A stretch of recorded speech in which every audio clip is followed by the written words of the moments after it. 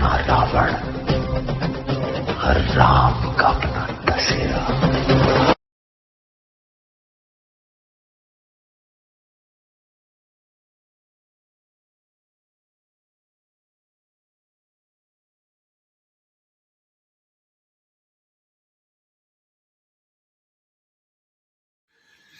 कुछ एक ईसाई हैं जो ये पूछते हैं कि राम अगर भगवान था तो उसने अपनी बीवी को अपहरण होने से रोक क्यों न सका। देखिए यहाँ पर एक ईसाई कह रहा है अपना बीवी को डाकू उठा लिया पर पति को कुछ पता ही ना चला।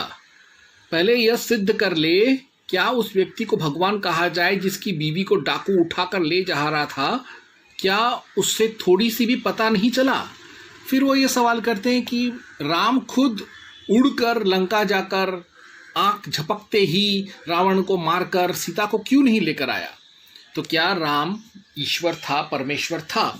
तो मैं इसका जवाब आप लोगों को श्रीमद् वाल्मीकि रामायण गीता प्रेस गोरखपुर का प्रथम खंड एवं श्रीमद् वाल्मीकि रामायण द्वितीय खंड वही गीता प्रेस के द्वारा लिखे गए, बांटे गए, छपे गए रामायण से जवाब दूंगा और फिर हम तुलना करेंगे राम और जीसू के बारे में। तो मैंने जानबूझकर पौराणिकों द्वारा जो आदि वाल्मीकि रामायण है संपूर्ण, उसका मैं इस्तेमाल करूंगा, ना कि आर्य समाज का विशुद्ध शुद्ध वाल्मीकि रामायण, जिसमें उन लोगों ने काफ़ी सारे मंत्रों को उन्होंने हटा दिया है क्योंकि वो उनके हिसाब से उसमें तिलस्म यानी मैजिक ज़्यादा है उसमें, या उनको ठीक नहीं लगा, इसलिए उन लोगों ने सोचा कि उनकी हमको ज़रूरत नहीं है पढ़ने की। मैं पौराणिक हूँ, मैं इसलिए पौराणिकों द्वारा रामायण का ही मैं इस्तेमाल करूँगा और उसके बावजूद मैं राम को ईश्वर सिद्ध करके बताऊँगा। देखिए हम पहले पढ़ेंगे प्रथम खंड का एक चैप्टर हम पहले पढ़ेंगे। तो हम पहले पढ़ेंगे पंचदश सर्ग, बालकांडे पंचदश सर्ग, अर्थात वाल्मीकि रामायण बालकांड 1.15.19 to 21। यहाँ पर ऐसा लिखा हुआ है, राज्यो दशरथस्य त्वमयोध्याधिपतिर्विभो धर्मज्ञस्य वदानस्य महर्षि समते जसः अस्य भार्यासु तिसृषु हृणीश्री कीर्त्युपमासु च विष्णो पुत्रत्वमागच्छ कृत्वात्मानं चतुर्विधं तत्र त्वं मानुषो भूत्वा प्रवृद्धं लोककंटकम् अवध्यं दैवतेर्विष्णो समरे जहि रावणम। तो यहाँ पर जो देवता है वो विष्णु से निवेदन करते हैं, प्रभो अयोध्या के राजा दशरथ धर्मज्ञ, उदार तथा महर्षियों के समान तेजस्वी हैं। उनके 3 रानियां हैं जो ह्रीं, श्री और कीर्ति इन 3 देवियों के समान हैं। विष्णुदेव, आप अपने 4 स्वरूप बनाकर राजा की उन तीनों रानियों के गर्भ से पुत्र के रूप में अवतार ग्रहण कीजिए। इस प्रकार मनुष्य रूप में प्रकट होकर आप संसार के लिए प्रबल कंटक रूप रावण को, जो देवताओं के लिए अवध्य है, समर भूमि में मार डालिए। इसी से प्रमाणित हो जाता है कि राम जो थे वो विष्णु के अवतार थे, वैष्णव अवतार थे। अब हम दूसरा एक और प्रमाण हम देखेंगे कि राम अपने बारे में क्या सोचता था। ये हम पढ़ रहे हैं युद्ध कांडे 117वां अध्याय, यानी वाल्मीकि रामायण युद्ध कांड 117 अध्याय 117.11। यहाँ पे राम कहता है, आत्मानं मानुषं मन्ये रामं दशरथात्मजं सोहं यश्च यतश्चाशहं भगवांस्तद रवितु में। देवगण, मैं तो अपने को मनुष्य दशरथ पुत्र राम ही समझता हूँ। भगवान, मैं जो हूँ और जहाँ से आया हूँ वह सब आप ही मुझे बताइए। यानी राम जो है वो जानबूझकर खुद को एक मामूली इंसान के रूप में उसने अपने आप को अवतरित किया, जैसा उसने देवताओं को कहा था, और वो एक सामान्य इंसान की तरह जिंदगी गुजारा। उसने कभी भी अपनी दैवी शक्तियों का कभी इस्तेमाल नहीं किया। क्यों नहीं किया? अब आपको मैं इसका भी प्रमाण मैं रामायण में से ही देता हूँ। रामायण में सारे सवालों के जवाब हैं, यानी जिंदगी के सारे सवालों के जवाब हमको रामायण में आराम से मिल जाता है। भगवत गीता पढ़िए, महाभारत पढ़िए, सब पढ़िए, रामायण में तो आपको और भी अच्छे से जीने का राह मिलेगा। आपके प्रवृत्ति के हिसाब से आप रामायण पढ़ सकते हैं, महाभारत पढ़ सकते हैं, रामायण पढ़ सकते हैं, कुछ भी, लेकिन हम यहाँ रामायण की बात करें तो रामायण को ही बोलेंगे हम। तो इधर हम पढ़ रहे हैं अयोध्या कांडे त्रयोविंश सर्गः, यानी वाल्मीकि रामायण पार्ट 2 अयोध्या कांड 23.17 to 18।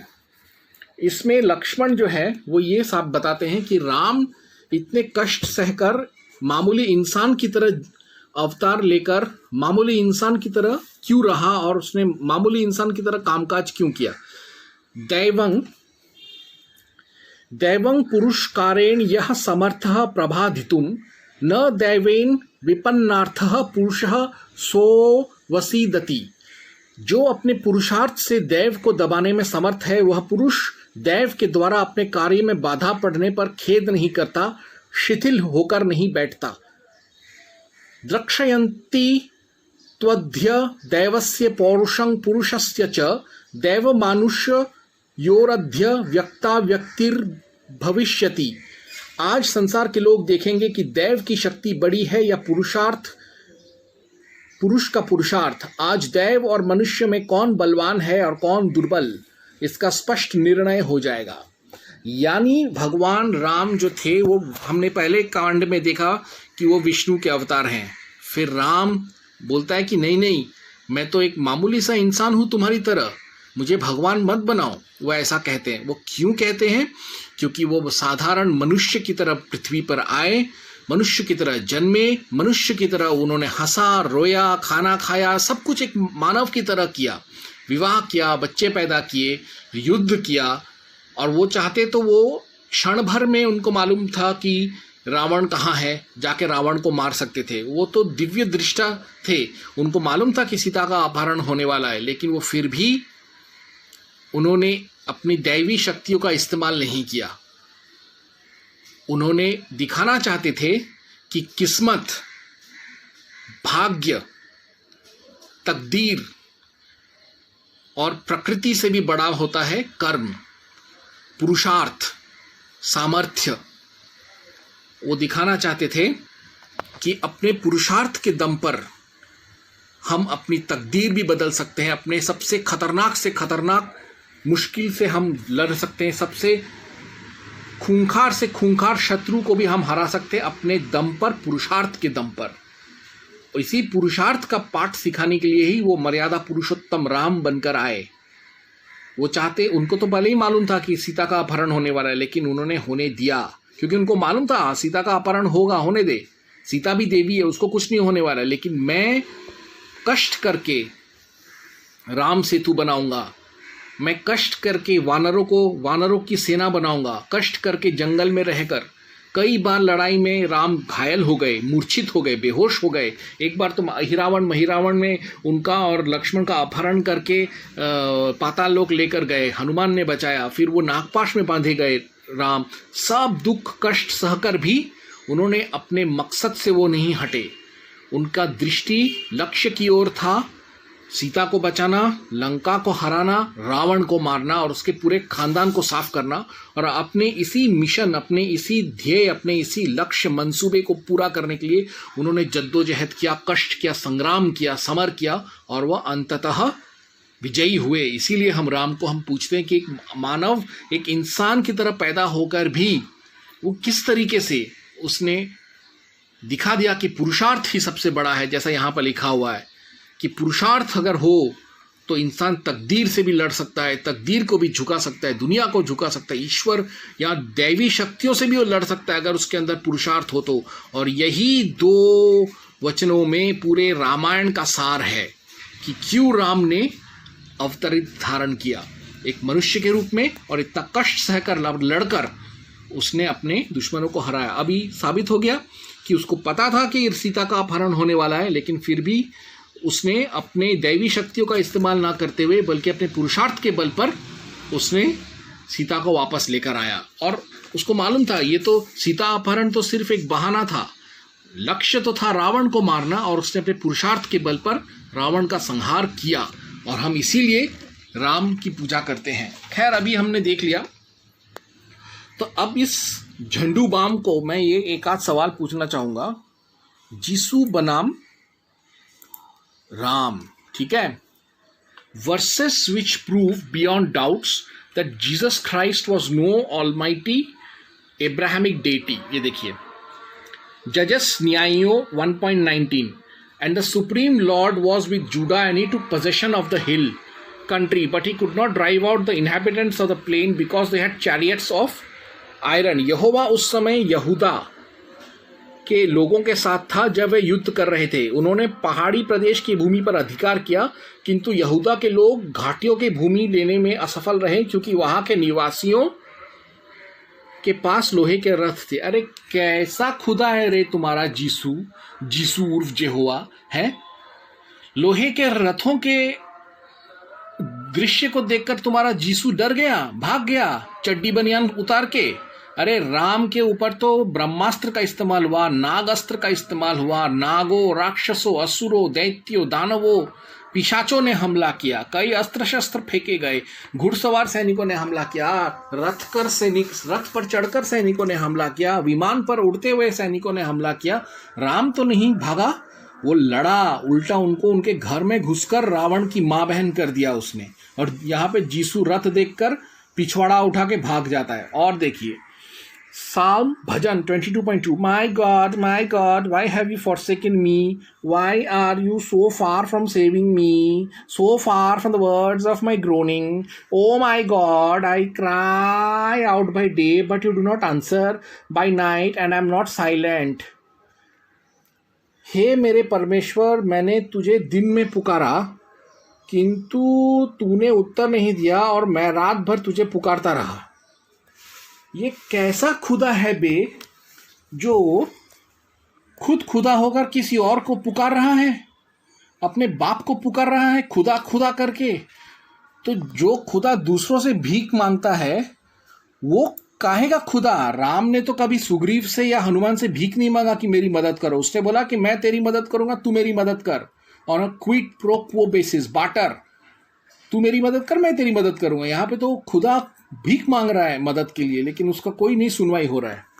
और भी देखो, Matthew 27.46-47, about 3 in the afternoon, Jesus Christ cried out in a loud voice, Eli, Eli, lema sabachthani, which means, my God, why have you forsaken me? And about the 9th hour, Jesus cried out with a loud voice, saying, Eli, Eli, lama sabachthani, that is, my God, why hast thou forsaken me? And some of those who were standing there, when they heard it, began saying, this man is calling for Elijah. कोई 3 बजे के आसपास यीशु ने ऊंचे स्वर में पुकारा, Eli Eli लमा शबक्तनी, अर्थात मेरे परमेश्वर तूने मुझे क्यों छोड़ दिया। वहां खड़े लोगों में से कुछ ये सुनकर कहने लगे, यह एलिया को पुकार रहा है। ये कैसा झंडू ईसाई है बे, जो मौत से पहले रो रहा है, बिलख रहा है, नामर्द नपुंसक हिजड़े की तरह, और अपने बाप को बोल रहा है कि मेरी प्राण रक्षा करो। राम ने तो कभी नहीं रोया, घायल हुआ, बेहोश हुआ, मूर्छित हुआ, अगवा हो गया, लेकिन फिर भी लड़ता रहा, वापस ठीक आया, आके लड़ा उसने। तो बड़ा कौन? राम की जीसू। और भी देख, और फिर यहां पे तो लिखा है कि तूने मुझे क्यों छोड़ दिया, यानी जीसू के अंदर से जेहोवा का होली स्पिरिट या उसका होली गोस्ट, होली फैंटम, पवित्र आत्मा, पवित्र भूत छोड़ के चला गया। यानी मरने के टाइम पे जीसू और ईश्वर नहीं था, खुदा नहीं था, तो वो क्या तुम्हारी रक्षा करेगा, वो क्या तुम्हारा उद्धार करेगा। और भी देख, यहाँ पर तो जीसू मस्त बात बोलता है। जॉन यूहन्ना 5.30, bye my self I can do nothing, मैं स्वयं अपने आप से कुछ नहीं कर सकता, मैं परमेश्वर से जो सुनता हूँ उसी के आधार पर न्याय करता हूँ, और मेरा न्याय उचित है क्योंकि मैं अपनी इच्छा से कुछ नहीं करता बल्कि उसकी इच्छा से करता हूँ जिसने मुझे भेजा है।